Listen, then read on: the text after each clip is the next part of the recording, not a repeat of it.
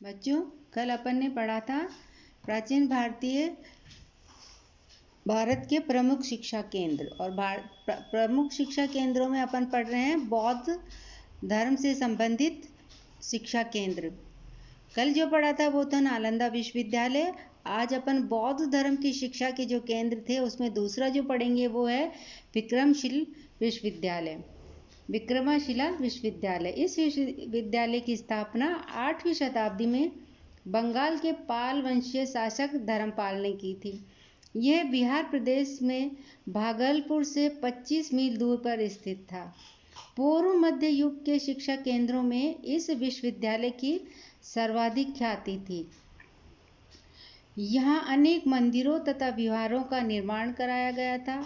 इन विहारों के कक्षों में व्याख्यान हुआ करते थे तथा सदैव दर्शन और बौद्ध धर्म की चर्चाएं आयोजित की जाती थी।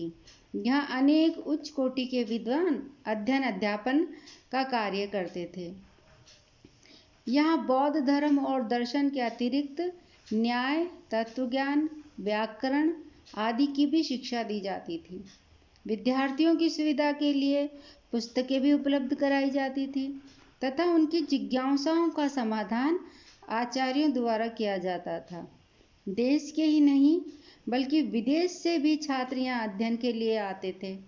विदेशी छात्रों में तिब्बत के छात्र अधिक होते थे जो बौद्ध धर्म और दर्शन का ज्ञान प्राप्त करने के लिए यहाँ रहते थे। शिक्षा समाप्ति के बाद विद्यार्थियों को उपाधि प्रदान होती थी जो उसके विषय की दक्षता का प्रमाण मानी जाती थी। 10वीं शताब्दी में यहाँ के विद्यार्थियों की संख्या अत्यधिक थी। इसका कारण ये था कि दूर प्रदेशों के छात्र यहाँ आते और यहाँ रहकर शिक्षा प्राप्त करते थे। यहाँ के अध्यापकों की संख्या भी अधिक थी जो यहाँ के विहारों और आवासों में निवास करते थे। बंगाल नरेश धर्मपाल द्वारा निर्मित यहाँ का विहार अत्यंत विशाल और प्रशस्त था। धर्मपाल ने यहाँ लगभग 108 आचार्यों को शिक्षा प्रदान करने के लिए नियुक्त किया था। विक्रमशिला विश्वविद्यालय का प्रशासन एक अध्यक्ष व एक कुलपति द्वारा होता था और विभिन्न विभागों के शासन के सुप्रबंधन के लिए विभिन्न सभाएं और समितियां भी थी। छात्रों के आवास, भोजन आदि का प्रबंध विश्वविद्यालय की ओर से ही किया जाता था। भिक्षु अध्यापक प्रबंधन में हाथ बटाते थे। 6 द्वार पंडितों की समिति द्वारा द्वारों का संचालन होता था जिसका प्रधान महास्थविर होता था। यहाँ के अध्यापक अपने सदाचरण और पांडित्य के लिए विख्यात थे। यहाँ का पुस्तकालय विशाल था जिसमें असंख्य बहुमूल्य पुस्तकें थी। विक्रमशिला विश्वविद्यालय को भी मुस्लिम आक्रांताओं का कोपभाजन बनना पड़ा और लगभग 1203 ईस्वी में बख्तियार खिलजी ने इसे नष्ट भ्रष्ट कर दिया। इसके अलावा नालंदा और विक्रमशिला विश्वविद्यालय के अलावा तीसरा जो विश्वविद्यालय था बौद्ध धर्म की शिक्षा का प्रमुख केंद्र वो था वल्लभी विश्वविद्यालय। यह विश्वविद्यालय काठियावाड़ में स्थित था। चीनी यात्री सिंह के अनुसार यह उत्तर भारत का एकमात्र शिक्षा का केंद्र था। यहाँ 7वीं शताब्दी तक इसकी ख्याति देश के भिन्न भिन्न भागों में पहुंच गई थी। हेनसांग के अनुसार इस विश्वविद्यालय में लगभग 100 विहार थे। इनमें लगभग 6000 भिक्षुओं को शिक्षा दी जाती थी।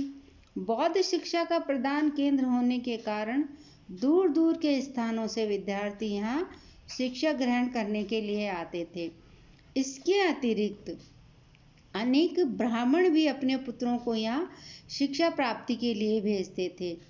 स्थिरमती इस विश्वविद्यालय के प्रमुख प्रशासन आचार्य थे और गुणमती यहाँ के प्रमुख विद्वान व्यक्ति जिन्हें इस विश्वविद्यालय की शोभा कहा गया है। इस विश्वविद्यालय में तर्क, व्याकरण, व्यवहार, साहित्य आदि विभिन्न विषयों की भी शिक्षा दी जाती थी। इस विश्वविद्यालय की आर्थिक स्थिति अत्यंत सुदृढ़ थी। वल्लभी में लगभग 100 करोड़पति रहते थे, जिनका आर्थिक सहयोग इसे प्राप्त था। अनेक राजाओं ने भी इसे दान और भेंट स्वरूप समूचा धन प्रदान किया था। 12वीं शताब्दी में मुस्लिम आक्रांताओं के कारण इस विश्वविद्यालय का भी महत्व घट गया। इसके अलावा श्रावस्ती भी बौद्ध शिक्षा का प्रमुख केंद्र था। बुद्ध के जीवन काल में ही श्रावस्ती बौद्ध धर्म और शिक्षा का प्रमुख केंद्र बन गया था।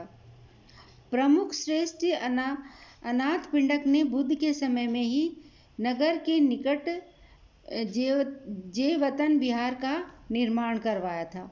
यहाँ लगभग ये जो विहार है लगभग 130 एकड़ में फैला हुआ था और इसमें 120 भवन और अनेक कक्ष थे।